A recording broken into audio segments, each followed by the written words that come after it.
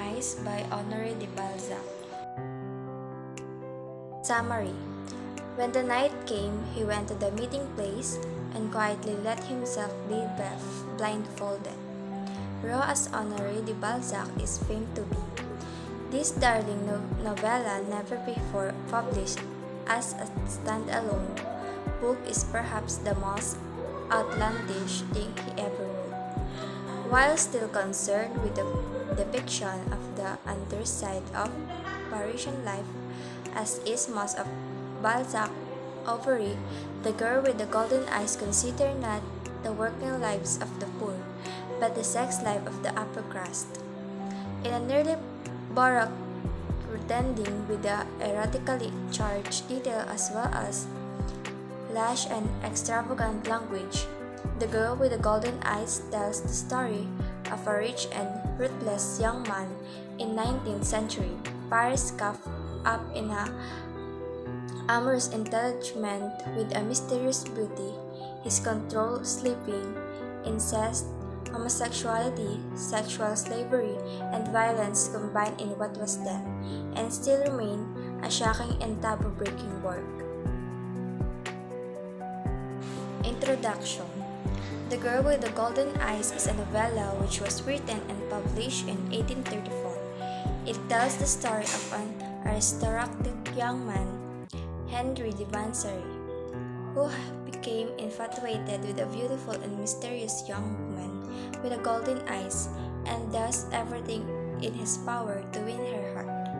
However, his discovery that she is involved with someone else awakens his violence jealously, with terrible consequences. This is a statement. In this novel, the society is centered around this chromatis, young and dotage Balzac, the young man who has possessions and the young man that has nothing, and the young man who and the young man who has spent. Any person who falls outside of either box is called a child who learns too late or can never appear in polite society, essentially meaning they are undesirable in a formal society because they cannot follow expectations. The titular character, Paquita, is an Oriental foreigner from Havana, domesticated in Paris when she was sold to a wealthy woman who desires her. She fits into a culture entirely, as she is a part of Asian art on her mother's side, part European through education and part of tropical by birth. She is bisexual, choosing neither man nor woman over the other. She is controlling, dressing Henry in woman's clothing, but controlled as she is reduced to a possession. However, there are ways in which a person can still be desired even if they are not easy pigeonholed. With her golden eyes and sensuality, Paquita fulfilled all of the main pursuit on this society, gold and pleasure. Body. He dreamed of the girl with the golden eyes as the young and passionate can dream. His dreams were monstrous image, unattainable extravagance, full of lights, revealing invisible words, yet in manner always incomplete. For an intervening veil changed the condition of visions. For the next and succeeding day, Henry disappeared and no one knew what had become of him. His power only belonged to him under certain conditions, and happily for him, during those 2 days he was a private soldier in the service of the demon to whom he owed his talismanic existence. But at the appointment time in the evening, he was waiting, and he had not long to wait. For the courage, the multatu approached Henley in order to repeat to him in French and praise which he seemed to have learned by heart.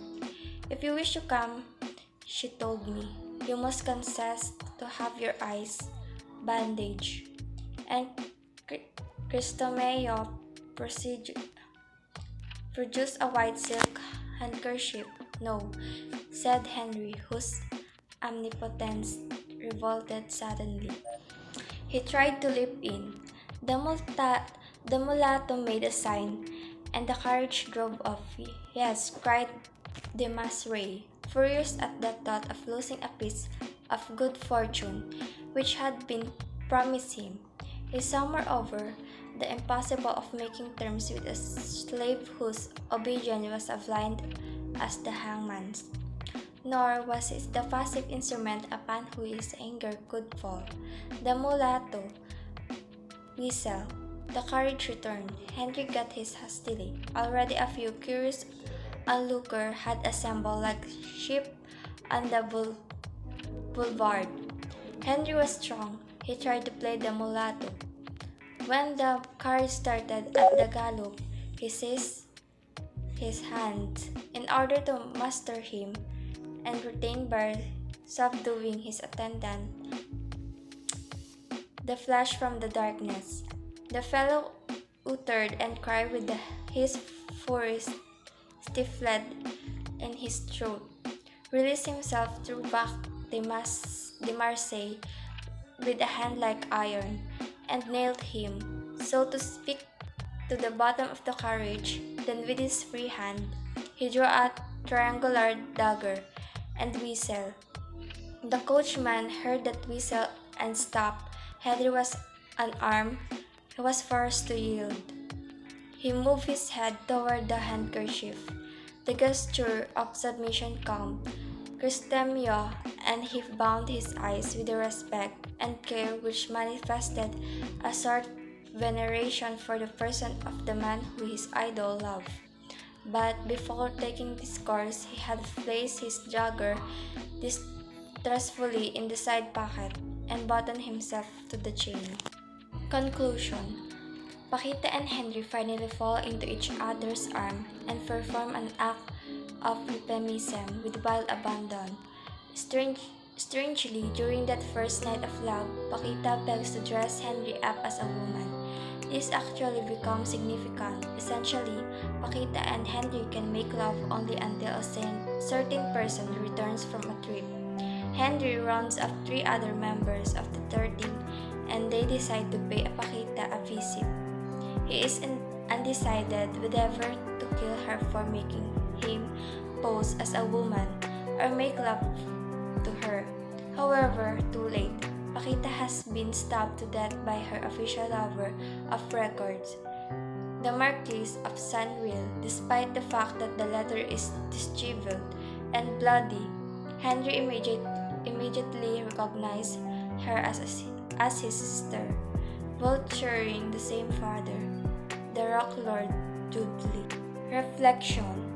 The key takeaways lesson in the story of the girl with the golden eyes are: I learned that if it's greedy of time to the point of wasting it, seek into the affection as little as for ideas.